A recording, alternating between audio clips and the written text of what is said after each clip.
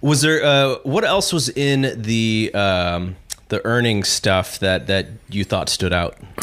You know, it's funny because the 10K just came out and I didn't get a chance before we did the show to go over it. I'm going to actually do that later today.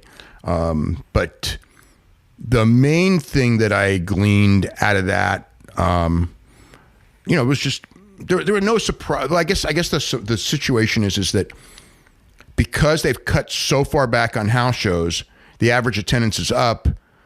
Not up from last year, but it's not down as much as it really should be.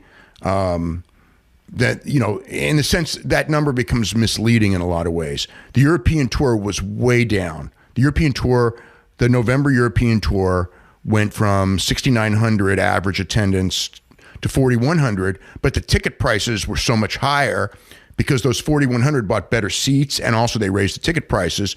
So they didn't really, as far as money itself, I'd have to look it up, but I don't think that they were far off because of that. But the European tour was way down. The American stuff is down, but it's kind of misleading because it's hidden because of the cutting back on house shows. They did lose, excuse me, they did lose $1 million on doing house shows this quarter. Well, $1.8 million actually, $1 million in OIBDA, $1.8 million in operating income. So whatever, you know, metric you choose to use. But house shows are still a money loser, even with a cutting back. We'll see what happens with this because, you know, they cut back now during the, you know, this is their hottest time of the year. I mean, everything else, you know, the video game stuff is down, but the video game got bad reviews. Oh my gosh. Yeah. The worst reviews I've seen for that game. Yeah. It was considered a disaster year. So that's down. Merch is down because there's less house shows. I mean, everything's down. The TV numbers are not down as much because last year you had those two terrible numbers on Christmas Eve and New Year's Eve. And December actually year to year is up because of those two shows. But even if you just look at October, November, it was down, but it wasn't down that much, which is, you know, and SmackDown's up because they moved from USA to Fox. Is it up enough to justify it and all that? Who knows? But it's up 20%. On a station that's in 20% more homes. So it's essentially a wash, but you would hope that going on Fox would help you, but it's also the difference between USA and Fox. I think that, between Tuesday and Friday. So there's so many variables to compare. SmackDown is very difficult. Raw, you can... Those Friday SmackDown houses are up because it's on a Friday. Because it's on a Friday. They did, Greensboro and Dallas both did close to 12,000 people. I wonder what they're going to draw today. Have you heard? I didn't even ask about tonight, you know, as far as, but it should be up. I mean, the SmackDown's been up. The Raw hasn't been that strong. The AEW Wednesdays they're, you know, Huntsville was the weakest house they've done so far. But then I've looked at the next couple ones. Austin is good. Atlanta is hard because I don't know how much of the building they're actually selling. I kind of looked. It looked like 30% of the upper deck and most of the lower, and it's not bad. Atlanta's not bad. I know what was the one? Rochester's doing well. The Prudential Center's doing well. So you know, they're whatever. You know, they're on they're on a Wednesday. So that's like they're doing on Wednesday. I would say on average they're lower than what SmackDown was doing on Tuesday, but not much lower. And to me, if you're close to what WWE was doing a year ago and you're AEW, I can't call that a failure by any means. I consider that successful, you know, considering the exposure and perception and everything like that difference. You had mentioned something else in the earnings call relating to this California law. Yeah. So I have not read the thing, but they said that if this law passes and applies to them, it will increase their costs. But the way they also wrote it, and I got to get the wording that, or it could increase fines for non-compliance, which is almost like saying that, like, okay, we're going to come in and we're just not going to comply and we'll take your fines, rather than, because I think that the fear may be that if they declare, if they're employees in California, then they become employees in 50 states. And that maybe they don't want that and they'll just take the fine. I don't know. It was just, again, I have to read that a little closer, but it was just very interesting wording that they used when they brought up that California law. Yeah, that's actually pretty interesting. I think the thing that when I was reading, I didn't hear the call, but I was reading through a lot of the quotes from Vince. Did you get a sense of him basically telling everybody, like, I know these people left, they're very important people, but guess who's still here?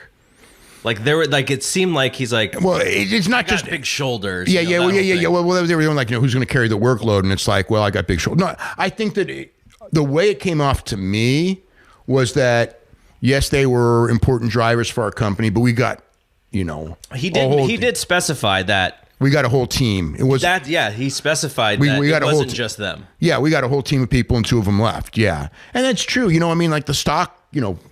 I mean, like I've said before. The stock is artificially low considering the kind of revenue and profit margin that they should be doing the next couple of years. And again, it's still not figuring in this new deal. This new deal could help their bottom line greatly, because the other thing too is the profit margin to them on that 160 million, let's just say, or whatever the number ends up being.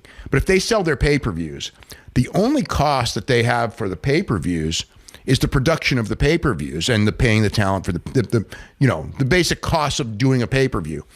When they put it on the network, they had all the costs of running a network, and of handling the traffic and everything like. The profit margin on the network is not that high.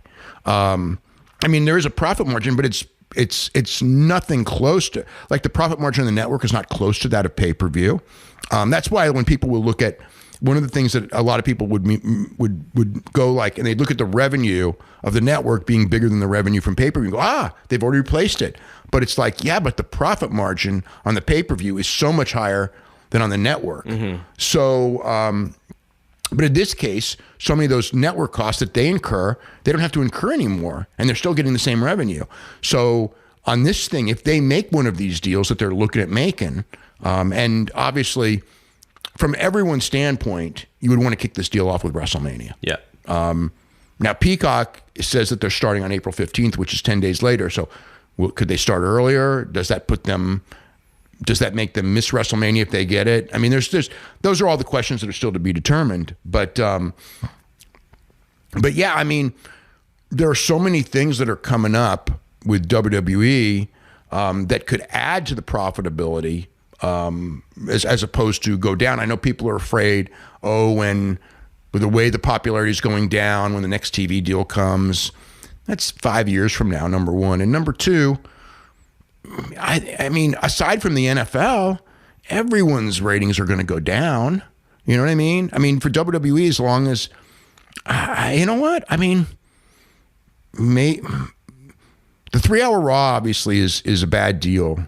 But the one thing I got to say for Raw is that this is the first time in years that there is an actual attempt to make new stars. And as long as there's that SmackDown, I don't see it on, but SmackDown's got its advantages too, for being on the network. It's better exposure, and Fox promotes it. So it's really, I see people being real negative and everything, but I'm not that negative on WWE going forward, as far as the business end goes. And I think there was an overreaction to them leaving. But these opportunities that are going to come up, and in the next 5 years, who knows what other ones are? There's still going to be a finite number of sports franchises. You've got your NFL, NBA, NHL, whatever, right? NASCAR, maybe MLS, whatever. There's going to be a finite number, and there's going to be all these people who want to get into that game because of the idea of live sports, whether it's your streaming service or your television. And that's the whole reason why the XFL was created or rebirthed. Look, the XFL, everyone's laughing about the XFL, and it's going to lose a ton of money the next 3 years, an absolute ton of money. But what number did you throw out there the other day? As far as losses? Yeah, you said 125 million a year is what. Because I've seen that 375 million number like thrown around as fact. 375 million. Well, it's Vince's number. Yeah. I think, yeah. I mean, I'm trying to remember but it's 375 million over 3 years. They're going to lose, in theory. But okay, well, here's the thing. AEW, just as a precursor, what did we learn from AEW? AEW, the feeling is that they, took, they got on TNT and they got a better deal than the XFL, but it was not enough of a deal for them to make money last year, and they would not have made money on that deal this year. But they went, 4 months in, and they got that multi-year deal ripped up and got a new, better deal that's like put them on, put them in good shape. Mm-hmm. And now AAF tried the same thing and got turned down. But I mean, who's to say? Okay, my gut is that Vince won't get that deal because everyone knows that Vince is committed to the 3 years of losses, and we can just wait for the 3 years. But if in 3 years, with all these different things opening up, it's like, look, I wouldn't say Vince is a good bet, but it's not as bad a bet as a lot of people think, because they still think of the 20-year-ago model. If this was a 20-year-ago model, number one, AEW wouldn't make it. WWE would be up shit creek. They'd be up shit creek with all these expenses and everything, and they can't make money on house shows. XFL, not a prayer, 20-year-old model, but it's not 20 years ago. There's people who want that, and Vince is not always doesn't always make the right move, but he's got enough money. It's a risk. I don't know. I mean, is there a perception if he goes in there and doesn't sell a lot of tickets and everyone calls attention to it, which they will? Yeah, and I wonder how many tickets he can truly sell.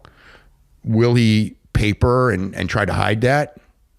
Yeah, the XFL is going to be it'll be interesting, but there's light, like from a Vince standpoint, there's the light at the end of the tunnel, and he sees the light because he's one of the forefront guys in the middle of it with WWE, of seeing, all these big boys want content, and maybe the XFL can be, it's not the NFL. They can't fight the NFL. They're not even trying, but we're providing, the XFL maybe it's the AEW, and football is more popular than wrestling.